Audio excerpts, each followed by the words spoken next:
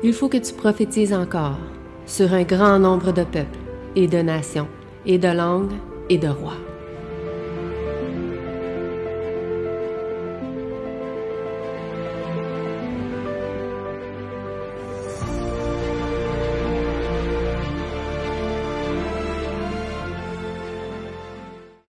Vraiment à chacun de vous que vous puissiez prier pour votre vie, que Dieu puisse vous bénir donc en cette journée spéciale.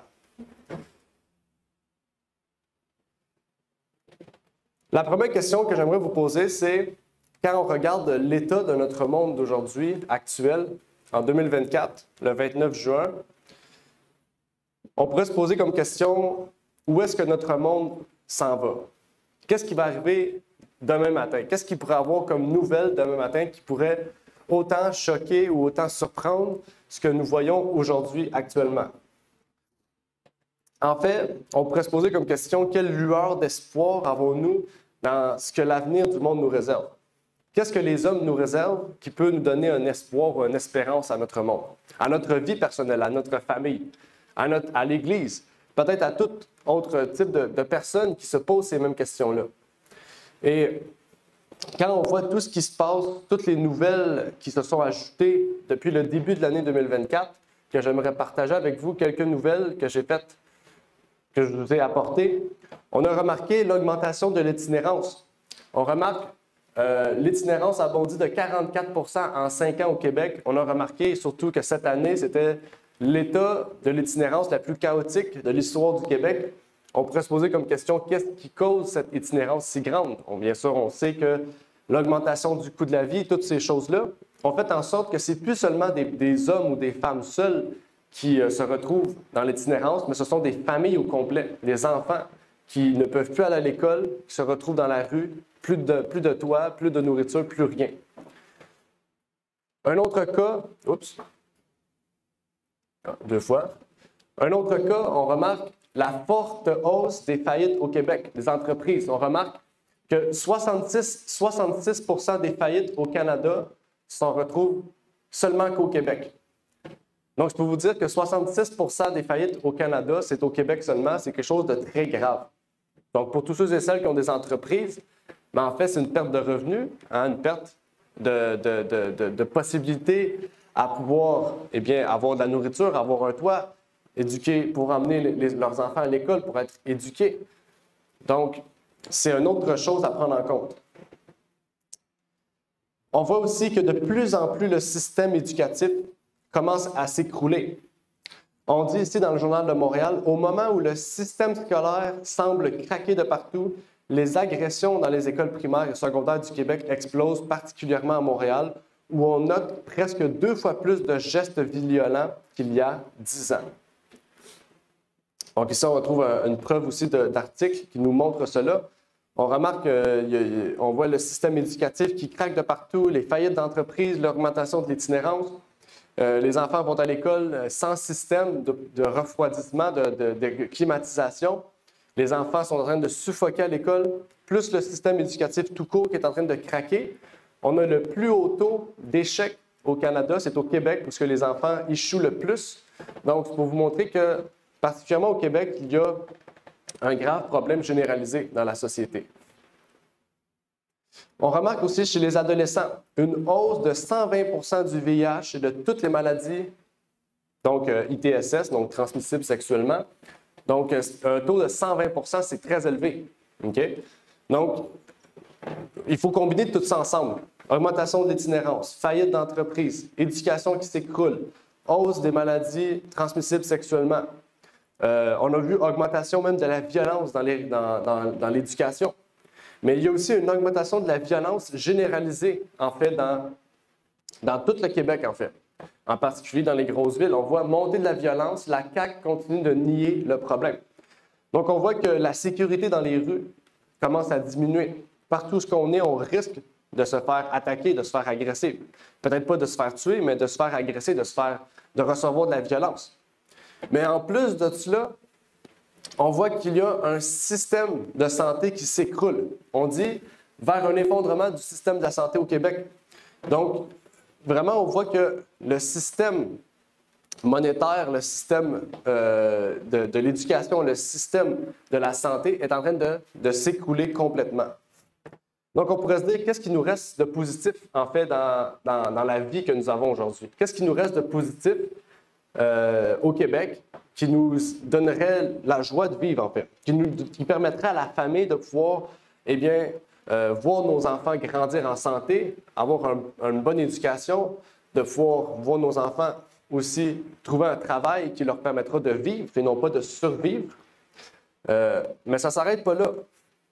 Ici, dans le Journal de Québec, on peut lire « Un nombre grandissant d'usagers tentent de s'enlever la vie durant leur séjour à l'hôpital ou dans un autre établissement du réseau de la santé.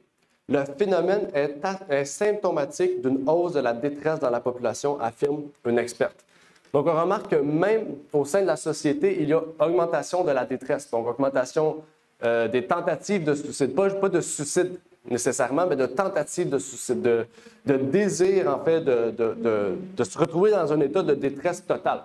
On parle d'un état psychologique qui est chaotique au Québec. Et ici, je vous cite que le Québec, puisqu'on est au Québec, mais c'est un état qui se généralise aussi presque à travers le monde, en fait, dans les pays surtout développés. Et on remarque que tous ces problèmes-là, on pourrait se dire que c'est tout causé par le COVID, mais on remarque que tous ces problèmes-là, c'est surtout causé par un acharnement total d'un changement de société que le monde désire. L'homme désire un changement drastique dans la société et ça commence par, eh bien, un changement dans l'éducation, un changement dans la santé, un changement dans toutes les autres sphères de la société. Et on voit que, en fait, le système que l'homme veut nous donner ne fonctionne pas. Donc, pourquoi en fait ce système ne fonctionne pas? C'est là en fait qu'il faut se poser la question, quel avenir nous réserve le monde? Quelles sont les promesses que Dieu nous a données? Et quelle preuve aussi, encore une fois, dans tout ce qui nous entoure, qui nous montre, qui nous pousse à dire, il y a un problème, et de chercher la source du problème. On voit les hommes essayer de trouver solution individuellement à chacun de ces problèmes-là, mais à la base, il y a un problème plus profond que l'homme veut nier, que l'homme veut mettre de côté. C'est ce qu'on va voir aujourd'hui, puisque c'est quelque chose d'important qu'il faut comprendre en tant qu'être humain, en tant que chrétien aussi, mais même en tant qu'être humain, on a un devoir aussi de faire en sorte que notre société puisse bien aller. Avant de commencer, j'aimerais bien sûr faire une courte prière pour pouvoir entamer donc ce sujet et pouvoir nous permettre de comprendre, de prendre au sérieux vraiment la vie et surtout de prendre au sérieux les promesses que Dieu nous a mis à cœur. Donc, prions. Notre Père qui est aux cieux, j'aimerais te remercier pour l'opportunité que tu nous as permis de pouvoir donc être aujourd'hui présent, de pouvoir aussi être présent ici, Seigneur, en personne, pour écouter ces messages importants, participer à ce séminaire, que tu puisses bénir ceux et celles qui sont peut-être en cours de route pour venir, ceux peut-être qui hésitent à venir, Seigneur, pour plusieurs raisons personnelles, que tu puisses leur permettre et leur donner le désir de venir, Seigneur. Tu as vu tous nos efforts, Seigneur, de pouvoir distribuer un grand nombre de tracts, d'inviter nos amis, nos familles, nos voisins, Seigneur, et donc que tu puisses permettre que nous puissions voir cette salle, Seigneur, remplie de personnes, Seigneur, et que tu puisses permettre que vraiment ta vérité puisse en ressortir, Seigneur, que ta parole puisse toucher le cœur des gens, Seigneur, et que ton esprit puisse non seulement germer en eux une semence, Seigneur, mais que tu puisses la faire fleurir, Seigneur, comme une plante. C'est ma prière donc pour ces choses, au nom de ton Fils Jésus-Christ. Amen.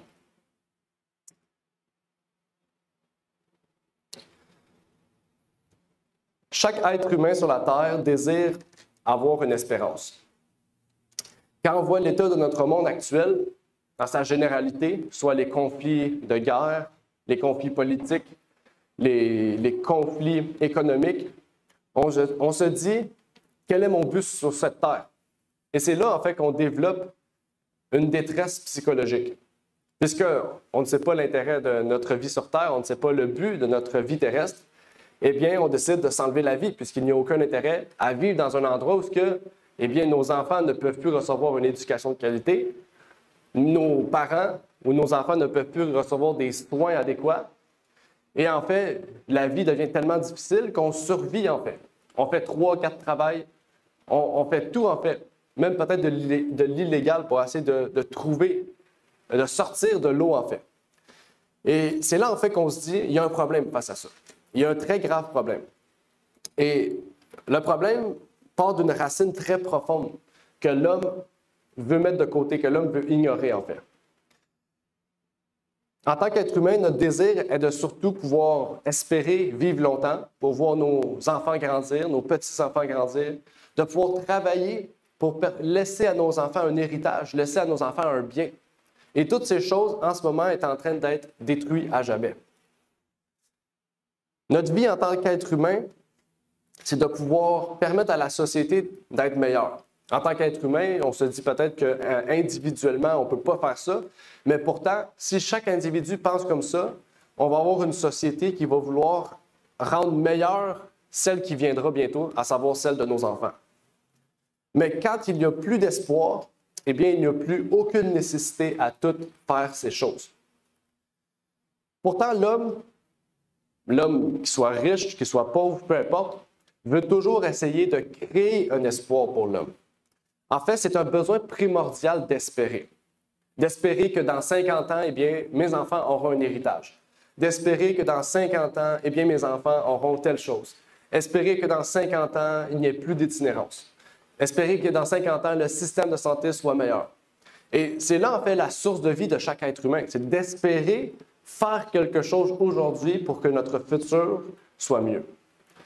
Et un des plans que l'homme a mis en place pour cela, c'est le mondialisme. Peut-être certains d'entre vous connaissent le mondialisme. Le mondialisme, c'est un monde où l'amour, la paix et l'unité règnent. On voit qu'il y a peut-être 30 ans, le mondialisme, c'était une théorie du complot. Mais pourtant, aujourd'hui même, les présidents, que ce soit Joe Biden, tous les autres présidents du monde entier, en parlent ouvertement, sans gêne, pour dire que c'est la seule solution pour sauver l'humanité, incluant l'écologie et toutes les autres choses qu'ils ont mises en place pour permettre à l'homme de sortir de ce gouffre. Depuis plusieurs années, on voit la gauche, donc la gauche, les partis libéraux ou les partis qu'on appelle gauchistes, sont au pouvoir et en fait, en voulant mettre ce plan mondialiste en place, ils ont détruit tout ce qui avait été mis en place auparavant par des idées libérales ou dites modernes. Okay? Donc, des idées modernes, c'est des idées, pour ceux qui ne savent pas la définition du mot moderne ou modernité, le mot modernité ou moderne signifie que tout ce qui est passé est rendu caduc. Okay? Donc, la famille telle que perçue il y a 50 ans est aujourd'hui caduque. La façon d'éduquer nos enfants d'il y a 50 ans est aujourd'hui caduque. Il faut changer ça pour être mieux. Ça, c'est l'idéologie de la gauche, en fait. Et on voit que depuis les 10 dernières années, c'est ce qu'ils font. C'est ce qu'ils mettent en place et on se retrouve dans l'État du Québec d'aujourd'hui. Mais pourtant, depuis les dernières élections, les dernières élections qui ont lieu ici au Canada, au Québec ou ailleurs, on voit qu'il y a un grand revirement de situation. Et là, on pourrait se dire, pourquoi il y a un grand revirement de situation? Je ne sais pas si vous connaissez l'un de ces présidents ici présents. Ça se peut que vous ne les connaissez pas. Je ne vais pas tous vous les nommer. Je ne les connais pas tous moi non plus. Mais ces 5 présidents-là, c'est 5 présidents qui ont été élus cette année. C'est des présidents conservateurs dans les 5 plus grands pays du monde entier, qui sont en Afrique, en Australie. Par exemple, lui de gauche, c'est le nouveau président d'Argentine, okay, qui était anti-pape, puis maintenant qui est pro-pape. Donc, il a menti dans sa candidature électorale. Mais toutes ces personnes-là, c'est des personnes que l'État gauchiste appelle extrême droite. Okay? Ce ne sont pas nécessairement de l'extrême droite, mais pour eux, c'est de l'extrême droite. Okay? Et on voit qu'à travers le monde encore, il y a un changement. En France, en ce moment, ils font tout pour bloquer l'extrême droite. Au Canada, en ce moment, Justin Trudeau, plusieurs membres de son parti ont dit « Tu devrais laisser ta place, tu n'es plus apte à être au pouvoir, même à être chef. » Aux États-Unis, vendredi dernier, peut-être vous avez écouté le débat, ce matin, le New York Times disait « Joe Biden devait prendre sa retraite. » on voit qu'il y a un revirement de situation de la gauche. Plus personne ne veut rien savoir de la gauche. Pourquoi? Parce que ça fait presque 10 ans qu'ils ont laissé place à des gauchistes, pas ceux-là, des gauchistes. Puis ils ont vu que l'état du pays, de leur pays, est encore pire que c'était avant. Donc ils veulent remettre en place des conservateurs, des personnes de droite. Je ne vous dis pas que c'est mieux, OK? Mais ce qui est important de comprendre ici, c'est qu'il y a un grand revirement de situation dans notre monde. Mais la question qu'on se pose, c'est pourquoi ce revirement de situation? Pourquoi, en fait, on décide de mettre de côté la gauche, ou les républicains aux États-Unis, les démocrates, pour mettre en place la droite? Qu'est-ce qui fait en sorte qu'on veut ce changement-là?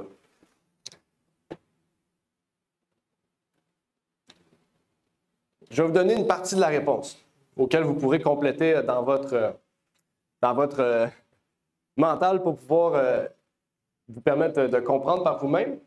Ça dit ici, l'idée d'un déclin moral est présente dans les sociétés au cours de l'histoire. L'analyse des enquêtes menées dans le monde depuis 1949 montre que l'idée d'un déclin des valeurs morales est omniprésente, quel que soit le contexte social ou historique. Qu'est-ce qui fait en sorte qu'on veut mettre de côté la gauche pour laisser place à la droite ou l'extrême droite, donc les conservateurs? Qu'est-ce qui fait en sorte qu'on veut mettre ça de côté? C'est que l'humain voit que pour espérer, pour trouver espérance dans leur vie, il faut un guide moral et des mœurs. Et depuis les 70 dernières années, on a mis ça de côté. Okay? Remarquez, on dit 1949, OK? Et depuis 1949, il y a un changement dans la musique, il y a un changement dans la politique. Pourquoi? Parce qu'on est rendu après la Seconde Guerre mondiale. Donc là, on veut se libérer, on veut changer. OK? Il y a eu le mouvement hippie dans les années 70, on appelle ça la liberté sexuelle dans la fin des années 60. On a eu plein de changements. Le Vatican II qui est arrivé, l'œcuménisme qui a pris de l'ampleur. Il y a eu tellement de changements du côté de la gauche qu'il y a eu radicalement aussi un changement dans la société même. Et ce changement était un déclin moral grandissant. OK? Donc, je ne vais pas vous dire tout ce qui s'est arrivé. On peut le déclin de la famille, déclin des mariages ou de l'importance du mariage plutôt. On voit qu'il y a eu un changement drastique dans tous ces problèmes-là. Et l'homme, aujourd'hui, voit que pour espérer, il faut retourner à ça. Et c'est là, en fait, qu'on entre dans un côté spirituel. Parce que, aussi, depuis 1949, on a changé la façon d'aller à l'Église. Avant 1949, les gens étaient conservateurs. Okay? Il y avait un code. Les gens allaient à l'Église, il y avait un code. Mettons, dans l'Église catholique, les femmes devaient porter un voile blanc. Ils devaient aller à l'Église de telle manière. Et à partir du Vatican II, n'importe comment. Et tout ce changement-là, on veut retourner à avant. Qu'est-ce qui est arrivé? Qu'est-ce qu'il y avait aussi avant 1949? L'obligation d'aller à l'Église le dimanche, par exemple. Tout est fermé. Okay? Ça en fait partie. Et c'est pour ça ici que je vous dis qu'il y a un côté moral important. Mais dans la moralité, il y a la spiritualité aussi qui rentre en compte. Okay? Et on peut retomber dans les abus d'auparavant, à savoir d'utiliser la politique pour mélanger l'Église et la religion. Et là, on fait une erreur. On ne peut pas mélanger Dieu à la politique. Okay? Un homme n'a pas l'autorité de dire « on fait ça de telle manière parce que c'est ma foi ». On n'a pas le droit de faire ça. C'est pas légal, en fait. Aux yeux de Dieu, mais aux yeux de l'État aussi, il y a des lois qui empêchent ces choses d'être faites. Mais pourtant, aux États-Unis, si Donald Trump rentre au pouvoir en 2025, dans son mandat, il a comme devoir obligatoire de remettre en place le jour du dimanche. Et tous ceux qui s'y opposent iront en prison. C'est une obligation dans son mandat. Allez lire son Mandatory 2025, c'est écrit. Et tout ça dans le but de ramener l'état moral de la nation. Il y a eu plusieurs autres révolutions. Par exemple, le féminisme aussi. L'idéologie de la liberté qui est devenue de plus en plus large. Donc, la liberté devenait dans un sens large. Fais ce que tu veux. Okay? C'est devenu la popularité. L'idéologie populaire, c'est fais ce que tu veux, ça ne change rien. Tu peux aller à l'église, ben fais-le de la manière que tu veux, c'est pas grave. Tu peux avoir une famille, mais fais-le de la manière que tu veux, c'est pas grave. Il n'y a plus de code moral. C'était devenu la nouvelle norme. fais ce que ton cœur désire, fais ce que ton esprit veut. Tu n'as pas besoin de suivre ce qu'une personne dit ou ce qu'une autre personne fait. C'est toi qui choisis. Et pour retourner dans ces valeurs morales-là, donc d'avant 1949, l'ONU a décidé de mettre en place un plan important, qu'on appelle l'Objectif 2030. Est-ce que vous connaissez l'Objectif 2030? L'Objectif 2030, on l'appelle l'Objectif du développement durable. Pendant le COVID-19, tous les gens qui étaient publics, tous les gens qui avaient un affichage public, avaient ici un petit écriteau. Donc, le petit écriteau, c'est le logo aussi de toutes les couleurs que vous voyez. Pendant le COVID-19, toutes les personnes avaient ça. La mairesse de Montréal, Horacio Arruda, tous les chefs de santé publique avaient le petit logo, parce qu'ils promouvaient le développement durable, le plan de l'ONU. Et même à chaque année, il y a des conventions pour voir les améliorations. Et les plus grands maires du Québec, mairesse de Montréal, de Québec, etc., vont à ces rencontres-là pour rapporter le plan vert ou le développement durable de l'ONU. Et ce développement durable-là, il y a plus de 193 pays qui en sont membres. Ce qui fait qu'il y a un changement global important. 193, c'est presque tous les pays du monde entier. Il en manque peut-être une vingtaine ou une trentaine. Donc, c'est pour vous dire que qu'est-ce qui se passe ici se passe aussi à travers le monde. Même dans les pays les plus pauvres, sans le savoir, on voit un changement qui s'est opéré. Et ça, c'est important de prendre ça en compte. Parce que pour l'ONU, ce plan de développement durable est le plan qui va sauver l'humanité. Pourquoi? Parce que, comme vous voyez à l'écran, il y a plus de pauvreté, plus de faim, un système de santé parfait, un équilibre entre l'éducation et la santé, l'égalité des sexes, les gens vont pouvoir boire de l'eau, avoir accès à l'égalité de toutes les formes, etc. Vous voyez, il y a 17 points ici qui révèlent le développement durable de l'ONU. J'aimerais aussi vous partager davantage à ce sujet. Puisqu'il n'y a pas seulement les pays qui en font partie, donc les gouvernements, mais il y a aussi les autorités religieuses qui font partie de ce développement durable. On lit ici, c'est notre mission de construire le JMJ Lisbonne 2023 sur les objectifs de durabilité adaptés au niveau mondial.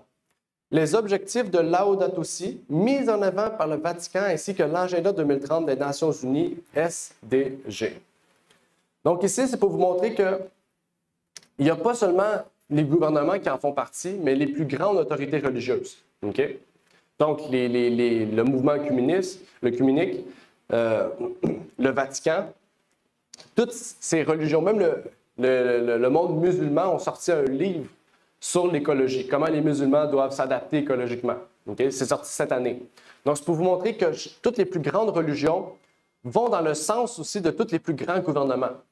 Et ça montre une unité qui n'existait pas avant. Une unité entre les gouvernements et les religions dans un but commun, dans un bien commun, qu'ils appellent le mondialisme pour l'unité, pour l'amour, la paix et l'unité, l'amour, la paix et l'unité, exactement. Même que le pape François affirme que son document, Laudato Si et l'agenda 2030 sont très proches l'un et l'autre. Pourtant, le Vatican, comme vous le savez, est un État. Et dans l'ONU, ils ne peuvent pas participer parce que c'est un État religieux. Donc, ils sont observateurs à l'ONU. C'est-à-dire que le pape François est présent ou un représentant à l'ONU, à chacune des séances. Mais depuis l'année dernière, la position du Vatican au sein de l'ONU a changé. C'est en anglais, mais je vais vous le traduire. Ça dit ici que le Vatican n'est plus seulement un observateur, mais a un nouveau statut en termes de participateur, en lien avec le climat. Puisque le Vatican prend une place importante dans la pousse écologique, le Vatican n'a plus une place d'observateur, mais une place de participateur. Ça veut dire que le Vatican a maintenant un droit de parole acquis et a le droit, par son autorité, de pouvoir émettre des décisions au sein de l'ONU. OK? Donc, c'est important, ça, de le clarifier, là. OK? Le pape, c'est pas un chef gouvernemental politique, c'est un chef religieux. OK? Donc, il a des positions que les autres pays n'ont pas, à savoir la neutralité religieuse. Ça, c'est important. Et regardez ce qu'on nous dit aussi à ce sujet. On nous dit « L'Église catholique a été présente lors des précédentes COP. Et on lui attribue même un rôle dans la mise en place de l'accord historique de Paris. » Donc, c'est-à-dire le truc de Paris que tous les pays ont signé, j'ai oublié l'accord de Paris, le pape François a participé dans la création de cet accord de Paris en 2015. Donc, je peux vous dire que même en termes de statut d'observateur, il était présent pour émettre son grain de sel. Okay? Donc, c'est pour vous dire que le statut d'observateur n'était pas totalement écouté ou respecté. Il dit « Mais l'ascension du Vatican du statut d'observateur à celui de participant à part entière offre une nouvelle raison de quoi? D'espérer. » Donc, le Vatican apporte une espérance au monde entier. A déclaré David Munene, responsable des programmes du réseau de la jeunesse catholique pour la durabilité environnementale en Afrique et fonctionnaire du programme des Nations unies pour l'environnement. Donc ici, le mot est puissant. Il a utilisé le mot « espérer ». Okay? Pourquoi? Parce que l'agenda 2030 et Laudato Si, comme le pape le dit, sont deux plans qui sont similaires, deux plans qui marchent ensemble, deux plans qui apportent l'espérance que l'humanité désire depuis les 10 dernières années, même peut-être les 30 dernières années. C'est quelque chose d'important. Et ça continue. Oups. Ça continue, ça dit « Les proclamations morales du Vatican sur les turbulences mondiales d'aujourd'hui sont bienvenues et très nécessaires. Mais franchement, nous avons besoin de quelque chose de plus tangible que des mots inspirés sortant de la plume du pape. Nous avons besoin d'action. Le genre d'action que seul le Saint-Siège peut fournir. Le genre d'action qui transforme les proclamations prophétiques en actions fondées sur des principes. Le monde aspire à un leadership moral et politique. François est bien placé pour le faire. Donc, je peux vous dire ici que la place du pape au sein de l'ONU a une place, on dit un leadership moral et politique. Donc, ça veut dire, parmi tous les 193 pays qui sont présents, aucun pays ne peut apporter son leadership de morale et de politique, mis à part le pape François. C'est le seul qui peut apporter des actions concrètes et non pas que du parler, en fait. Je peux vous montrer qu'il y a une importance, en fait, à émettre une autorité de telle manière au sein d'une nation qui se dit être un organisme neutre pour la population. En fait, ici, on voit qu'un organisme qui se dit être laïque révèle que sans un fondement moral, il ne peut y avoir de solution pour l'homme. Et leur solution morale est d'utiliser l'identité ou l'autorité du pape François. On pourrait se dire, pourquoi pas prendre le Dalai Lama? Le Dalai Lama est peut-être plus sage que le pape. Pourquoi pas prendre Bouddha ou un chef du bouddhisme? Pourquoi pas prendre un chef de l'islam ou du judaïsme, qui est autant vieux que toutes les autres religions? Pourquoi prendre celle du pape François? C'est là la question que je vous invite à pouvoir répondre dans votre esprit. En 2024, le Vatican a pris place pour la première fois de l'histoire au Summit G7, devant les plus grandes puissances de ce monde. Peut-être vous avez vu cette nouvelle passer. On nous dit que Giorgia Meloni, premier ministre italien, a déclaré qu'elle pensait que la présence du pape en Puglia apporterait une contribution décisive à l'élaboration d'un cadre réglementaire éthique et culturel pour l'IA. Donc là, le pape François était au Summit G7 pour parler de l'intelligence artificielle et pour la première ministre, la nouvelle première ministre conservatrice, avant c'était des libérales encore une fois, la nouvelle première ministre de 2023 en Italie, elle dit que le pape François va apporter un cadre éthique et culturel sur la réglementation de l'intelligence artificielle. Donc, encore une fois, on voit que la place du pape est importante, est cruciale pour tout ce qui touche l'éthique, la morale, mais aussi la politique. Et pourtant, on se dit comment cet homme, qui est un chef religieux, peut avoir une autorité politique si importante. Encore une fois, je vous invite à vous poser ces questions dans votre esprit. Même que récemment, il a décidé de devenir un chef financier. Il a pris place à la plus grande réunion financière du monde entier en conseillant aux plus grands financiers du monde entier de continuer leur travail de finance. Donc, c'est un peu absurde, mais regardez ce qui est écrit à l'écran. On nous dit, en d'autres termes, vous vous êtes fixé une noble tâche, combiner l'efficacité et l'efficience avec la durabilité intégrale, l'inclusion et l'éthique. Vous dites à juste titre que votre conviction est que le magistère social de l'Église peut être une boussole. Là, il dit ça aux plus grands chefs financiers, là. Okay? Les boursiers, là, les plus grandes bourses de Toronto, du Japon, des États-Unis. Il dit que vous faites bien de reconnaître l'Église comme étant une boussole, un guide. Okay? Donc là, dites-vous que les banques, là, Desjardins, toutes ces banques-là, là, ils font affaire avec le pape François. Là. Ils reconnaissent que le pape François est une boussole au niveau de leurs finances. Pour vous dire qu'il y a une place politique, morale, mais aussi financière, économique. Il dit, pour cela, il ne faut pas s'arrêter au moment de l'exhortation, mais être capable de regarder le fonctionnement des finances, d'exposer les faiblesses et d'imaginer des mesures correctives concrètes. Donc ici, ma question pour vous.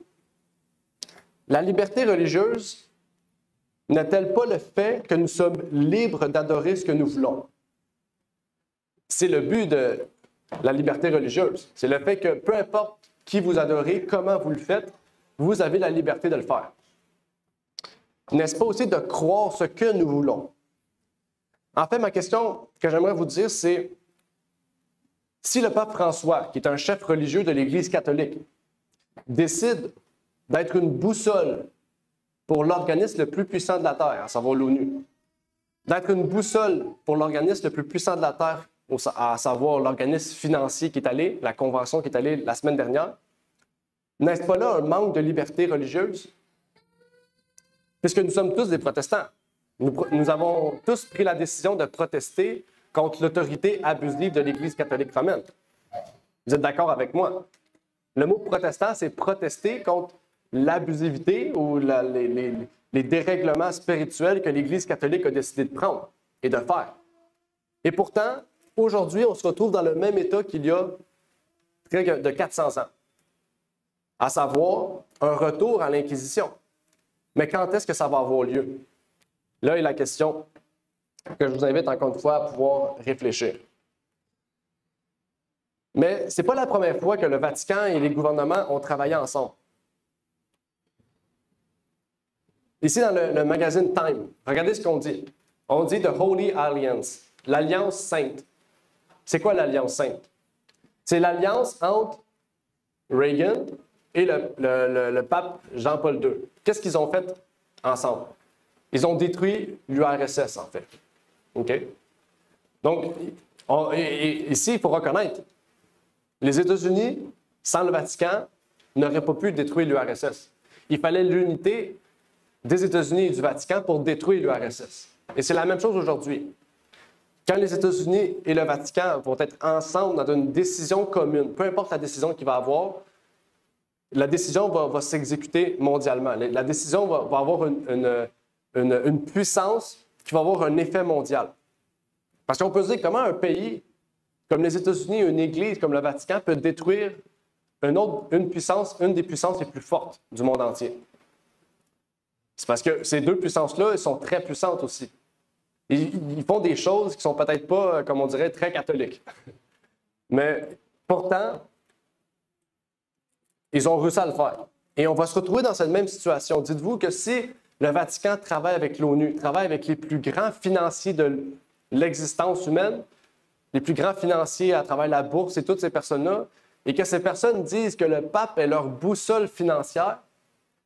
Dites-vous que cette alliance sainte est en train de se recréer aujourd'hui. Mais quelle va être la conséquence? Quel est le but de cette alliance? Pourquoi le pape aujourd'hui déciderait de se dire « J'aimerais ça contrôler ou diriger les plus grandes banques du monde entier. » Pourquoi il ne l'a pas fait il y a 50 ans? Pourquoi aujourd'hui? Il y a une raison, bien sûr, à cela, que je vous invite à pouvoir réfléchir. En 1999, le docteur John W. Robbins, une autorité au sein de l'Église catholique, a dit la chose suivante. Il a dit « Ayn Rand avait raison lorsqu'elle écrivait en 1967 « L'Église catholique n'a jamais abandonné l'espoir de rétablir l'union médiévale de l'Église et de l'État, avec pour objectif ultime un État mondial et une théocratie mondiale. » N'oubliez pas, ça a été écrit en 1999. Okay? C'est pas très long, c'est pas très loin. Il y a 25 ans. L'Église-État romaine est un hybride, un monstre de pouvoir ecclésiastique et politique. Sa pensée politique est totalitaire. Et chaque fois qu'elle a eu l'occasion d'appliquer ses principes, le résultat a été une répression sanglante. Oups. Si au cours des 30 dernières années, elle a assoupi ses affirmations de pouvoir total, suprême et irresponsable, et a assassiné moins de personnes qu'auparavant, ces changements de comportement ne sont pas dus à une évolution de ses idées, mais à un changement de circonstances. Ce n'est que lorsque l'Église-État romaine a été confrontée à une opinion publique qui désapprouvait les meurtres sanctionnés par l'Église-État qu'il a ralenti ses persécutions et tenté de parler d'une voix moins assoiffée de sang. Au 20e siècle, l'Église-État romaine est une institution qui se remet d'une blessure mortelle. C'est pas un protestant qui dit ça, là, parlant de la blessure mortelle. OK? Important. Si et quand elle retrouvera son plein pouvoir et son autorité, elle imposera un régime plus sinistre que tous ceux que la planète n'a jamais vus. Ça, c'est pas... Il y en a qui diraient, oui, bien ça, c'est un protestant qui dit ça. Non, c'est une personne importante au sein de l'Église catholique romaine qui dit que l'autorité catholique, si elle retrouve l'autorité d'auparavant, va remettre un État mondial plus terrible que ce qu'elle avait fait auparavant. Puis je pense que vous savez à quel point c'était terrible au temps de l'Inquisition. Okay? Si on sortait de la maison avec une Bible, on se faisait brûler. Si on sortait de la maison juste en disant que le pape était l'antéchrist, on se faisait brûler.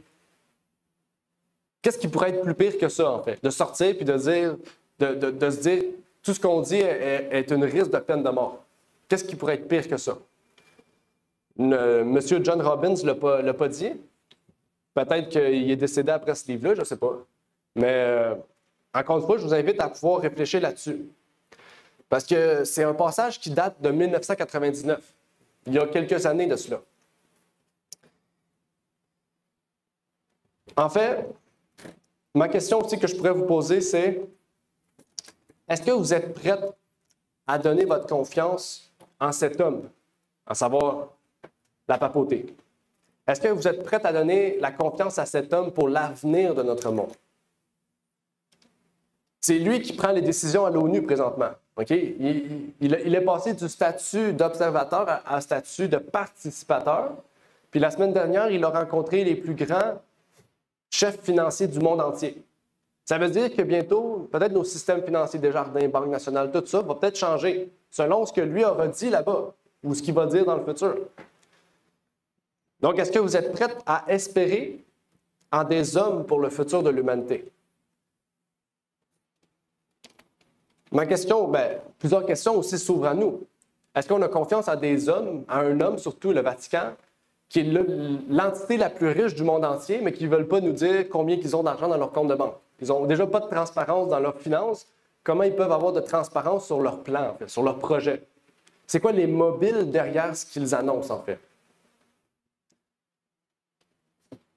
Comment on peut avoir confiance aussi en ces présidents qui volent la population, qui volent tout leur peuple, qui sont en train de détruire chacune de ce que Dieu nous a donné comme liberté. Ils sont en train de tout détruire ça. Le fait de pouvoir avoir la liberté d'éduquer nos enfants, la liberté de pouvoir guérir nos enfants, la liberté de pouvoir élever une famille, comme nous on le désire, si on veut suivre la parole de Dieu ou non, si on veut suivre l'islam ou non. Tout ça est en train d'être mis à l'eau. En fait, ma question, c'est en qui on peut mettre notre confiance? Si on ne croit pas en Dieu, on ne va pas croire non plus en Bouddha. Cet homme est enterré encore dans sa tombe. Donc, on doit mettre notre confiance en des hommes si on ne croit pas en Dieu. On doit mettre notre confiance en quelqu'un si on ne croit pas à la spiritualité, comme on dit. Et c'est là, en fait, que c'est une grave erreur. Parce que si on sait que l'homme peut être terrible dans ses idées, dans ses désirs et dans ses mobiles, on ne pourra jamais savoir qu'est-ce qu'en réalité ces lois vont nous permettre d'avoir tant aussi longtemps qu'on ne l'aura pas fait. Vous comprenez ce que je veux dire? Si on voit un homme qui dit on va mettre cette loi-là pour le bien de la population, on va voir les résultats de cette loi un an après, mais il va être trop tard, la loi va être mise. Donc, il vaut plutôt dire non maintenant que non dans un an. Et c'est ce qui arrive à travers le monde présentement. On a dit non trop tard. On a mis en place, on a voulu un monde de changement en se disant que je veux faire ce que je veux. Donc, on va mettre la gauche en place. Là, quand on a mis la gauche en place, on a vu que, eh bien, on n'a plus de mœurs, on n'a plus de code moral dans la société. OK? On ne vous voit plus les personnes âgées maintenant. On dit tu, yo, ça va, puis ça passe. Tandis qu'il y a 50 ans, on respectait les personnes âgées. Okay? On les aidait. Quand on voyait qu'il y avait de la difficulté, on les aidait. On allait vers eux, on les aidait. Aujourd'hui, on ne fait plus ça. Quand ils tombent, on prend une photo, on prend une vidéo, puis on envoie ça sur les réseaux sociaux. Pourquoi? Parce que aujourd'hui, la société, c'est je fais ce que je veux, ce qui me plaît, puis si ça me tente d'être populaire aujourd'hui, bien, je vais filmer ça, puis je vais être populaire. Et l'homme veut maintenant dire non, on veut retourner comme avant, mais il est trop tard. Là, maintenant, votre désir tellement puissant de retourner à cela va faire en sorte que les hommes vont mettre toutes sortes de lois pour vous dire, on va retourner à ça. Si vous acceptez ça, on va retourner à un état moral. On va retourner à un état spirituel.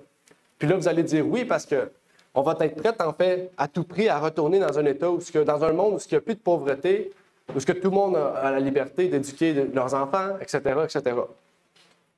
Mais je vais vous en parler plus dans la deuxième présentation. Okay? Je ne vais pas tout vous faire dans la première, le but, c'est que vous restez plus tard. Donc, je vais vous en donner un peu plus tard.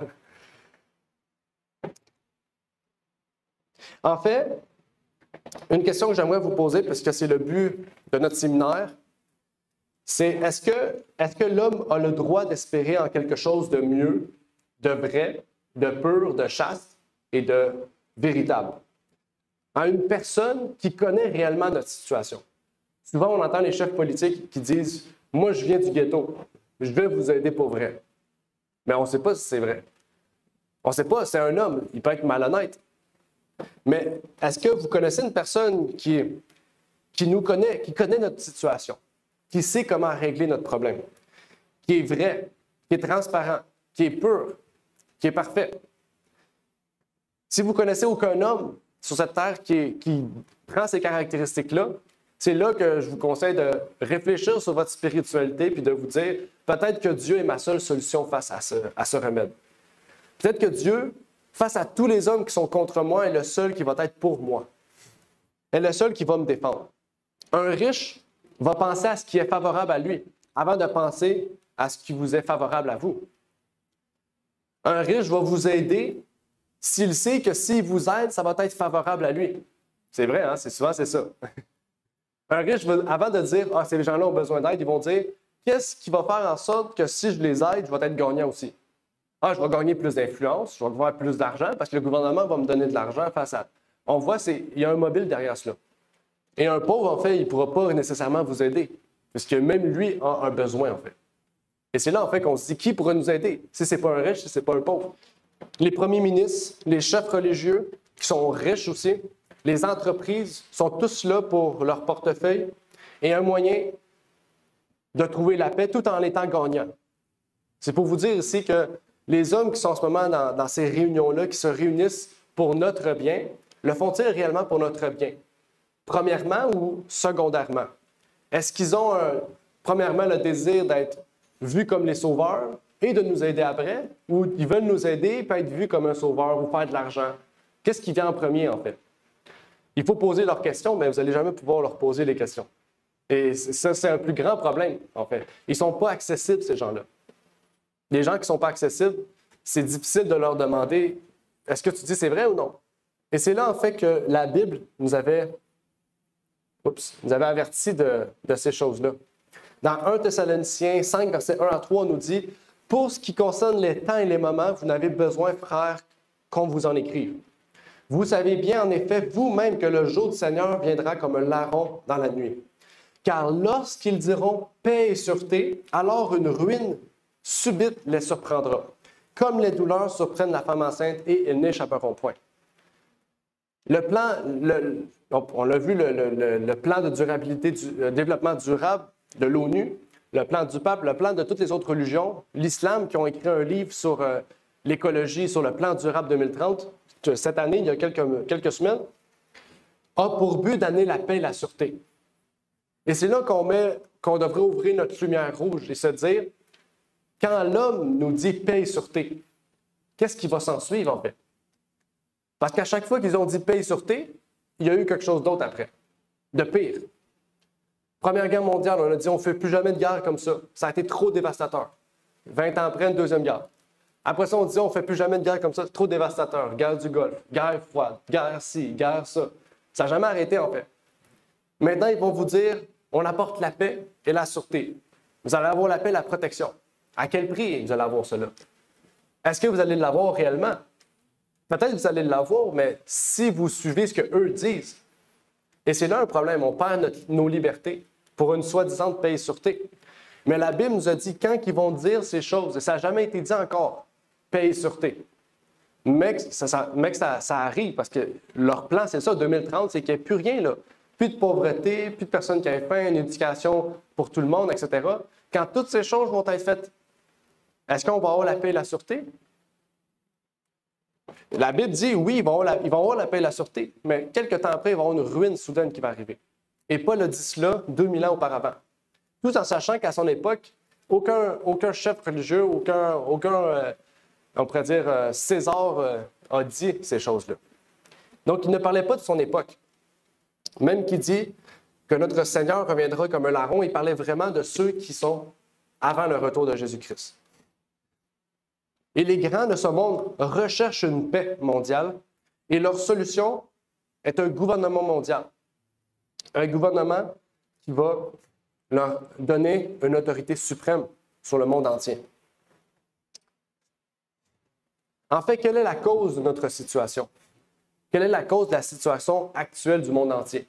Les dérèglements météorologiques, par exemple, tous ces problèmes-là. Encore une fois, on a été avertis. Dans Luc 21, versets 25 à 28, on nous dit « Et il y aura des signes dans le soleil, dans la lune et dans les étoiles et sur la terre. Les peuples seront dans la consternation et ne sachant que devenir, la mer et les flots faisant un grand bruit. Les hommes seront comme rendant l'âme de frayeur dans l'attente des choses qui surviendront dans le monde, car les puissances des cieux seront ébranlées. Et alors ils verront venir le Fils de l'homme sur une nuée, avec une grande puissance et une grande gloire. Or, quand ces choses commenceront d'arriver, regardez en haut et levez la tête parce que votre délivrance est proche. » Donc ici, il y a beaucoup de choses. On nous dit qu'il y aura un changement climatique. On nous dit qu'il y aura plein de choses qui vont arriver sur notre monde. Et l'homme aujourd'hui dit, bien, toutes ces choses-là sont causées à cause de nous, il faut changer pour guérir ça. Mais Dieu nous dit non, quand vous voyez ces choses, c'est fini, la terre est finie, il faut lever la tête. Ce qui veut dire que l'espérance, il ne faut pas la regarder en avant. Il ne faut pas se dire, bon, l'avenir va être mieux. Les hommes nous promettent. Non, il faut lever la tête. Parce que les hommes nous promettront des choses qui ne vont pas arriver. Et il n'y a plus de solution, en fait, sur Terre pour guérir ces maux.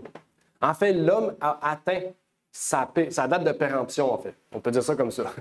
L'homme a atteint sa date de péremption. Et la seule espérance qu'on a, la promesse pour notre monde, c'est que Jésus-Christ est le seul qui peut nous sauver, en fait. Elle est le seul qui peut délivrer ce monde de ténèbres.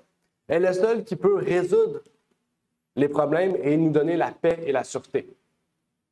Et déjà sur cette terre, on peut avoir la paix et la sûreté à l'intérieur de nous. Puisque si le Christ vit en nous, on a la paix et la sûreté qui viendra nous chercher, peu importe ce qui nous arrive. Qu'on soit mort, qu'on soit pauvre, qu'on soit riche, qu'on meure, il nous promet la paix et la sûreté. Et ça, c'est la plus grande espérance qu'on peut avoir. Et je vous prie de pouvoir, réfléchir là-dessus.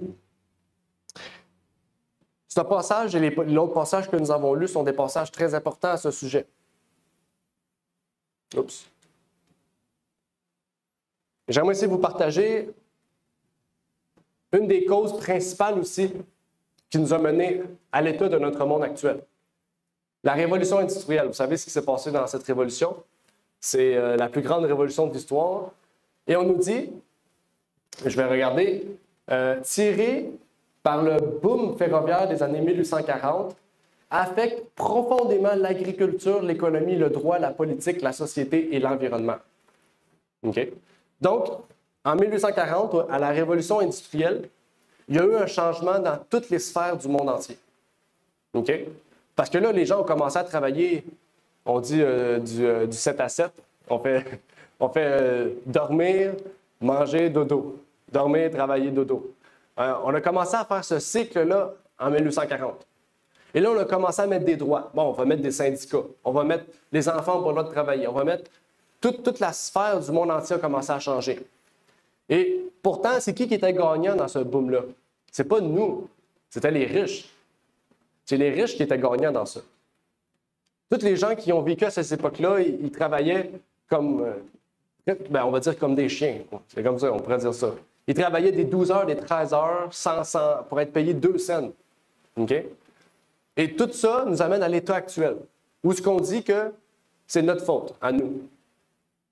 Tandis que c'est les riches qui ont créé toutes ces affaires-là, ces choses-là. Et on voit en fait que le souci dans ça, c'est même pas les riches en tant que tels. C'est leur désir de toujours être plus riches. C'est leur désir de toujours avoir plus qui a fait en sorte qu'aujourd'hui, on a les conséquences de ces choses, en fait. Jacques nous l'avait dit. Jacques avait dit, les méchants dirigeants vont être jugés sévèrement contre leurs travailleurs qu'ils ont abusés, en fait. La Bible avait dit ça dans Jacques. En fait, le désir de l'homme d'avoir plus de richesse, plus rapidement, plus de consommation, plus d'abus, a amené, en fait, l'homme à être orgueilleux et avare. Et la cause de tous ces problèmes-là, à la base, est que l'homme est pécheur, en fait. L'homme qui désire fuir Dieu va devenir plus orgueilleux, plus avare. Et encore une fois, dans la Bible, on nous avait averti de ces choses.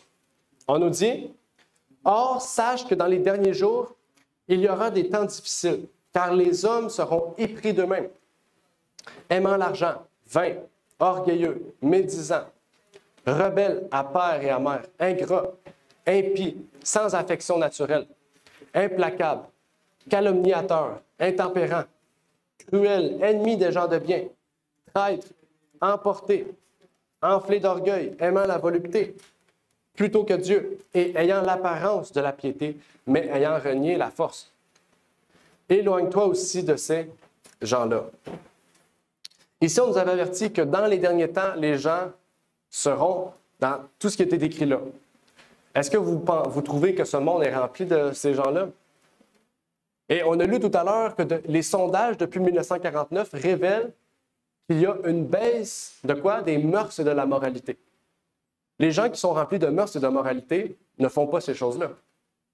Mais quand on détruit les mœurs et la moralité, on se retrouve dans un état où les gens sont orgueilleux, ne respectent plus l'autorité des parents, ne veulent plus faire le bien, sont calomniateurs, sont voleurs, etc.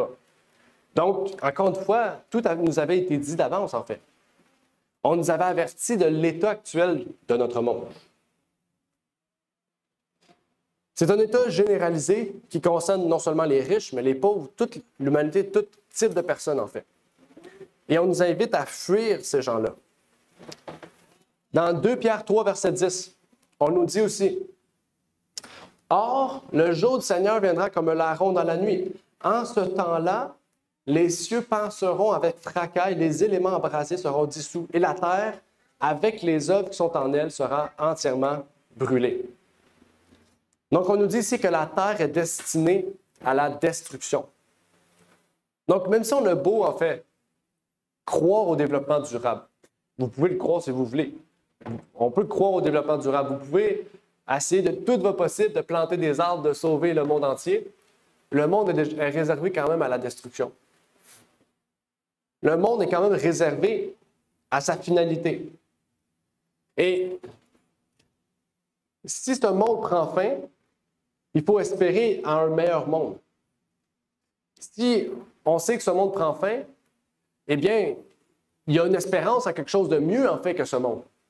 Et c'est là l'espérance que Dieu nous promet. Dieu nous promet un monde meilleur. Et c'est ce qu'on va voir dans la deuxième partie. On va voir l'avenir de ce monde n'est pas de ce monde. Donc, on n'espère pas dans les choses de ce monde, parce que ce monde est réduit à néant. C'est ce qui nous réserve l'autre monde. C'est quoi l'autre monde? Est-ce que c'est après la mort? Est-ce que c'est un autre monde ailleurs? Peut-être c'est la planète Mars, comme Elon Musk et toutes les grandes personnes nous fait croire. Qu'est-ce que c'est l'autre monde qui nous est réservé? Donc, je vous invite à pouvoir rester. Il y aura une autre présentation tout à l'heure avec notre frère Renard. Et cet après-midi, il y aura ma dernière présentation et il y aura un moment de questions-réponses pour ceux peut-être qui se posent des questions qu'on aura peut-être soulevées, mais qu'on n'aura pas répondu. Ça sera le moment de poser vos questions et de pouvoir trouver réponse. Et si vous aimez lire aussi en arrière, il y a des livres que vous pouvez prendre, plusieurs variétés de livres, des pamphlets, des signets, etc. Vous pourrez aller fouiller. Si vous avez des questions sur certains livres, n'hésitez pas à nous les poser. On va répondre du mieux qu'on peut sur les livres, puisque la plupart des livres qui sont en arrière, c'est nous-mêmes qui les produisons. On les traduit, etc. On les imprime et on vous permet d'avoir des livres de qualité qui vous permettront d'acquérir des connaissances de qualité, aussi bien pour vous que pour les enfants aussi. C'est bien aussi pour les enfants de lire avec eux pour enseigner l'histoire, enseigner les prophéties, enseigner toutes sortes de choses pour qu'ils puissent avoir une éducation de qualité. Donc, terminons par une courte prière. Notre Père qui est aux cieux, j'aimerais te remercier pour l'opportunité que tu nous permets d'être ici présent, de pouvoir partager ta parole, de pouvoir ensemble étudier l'actualité aussi et voir à quel point les prophéties étaient justes sur ce que tu nous as révélé dans le passé et qui nous montre que tout ce que tu avais dit auparavant se révèle actuel, Seigneur. Se révèle présentement comme quelque chose de vrai et quelque chose de pur, Seigneur. Que tu puisses bénir chacune des personnes ici présentes, encore une fois, que tu puisses bénir ceux et celles qui doivent encore venir, Seigneur, peut-être qui n'ont pas pu trouver l'adresse, peut-être qu'ils hésitent, Seigneur, que tu puisses leur permettre, leur désirer de prendre goût à venir, Seigneur, pour voir à quel point les choses d'actualité, Seigneur, nous révèlent que la Bible nous avait déjà révélé ces choses, Seigneur, et nous avertit sur comment nous devons réagir, comment nous devons agir aussi face à tout ce qui s'en vient, Seigneur, les prophéties et l'accomplissement de toutes ces choses. Que tu puisses bénir chacune des personnes ici présentes, et c'est ma prière pour ces choses au nom de ton Fils Jésus-Christ. Amen. Merci d'avoir écouté cette vidéo.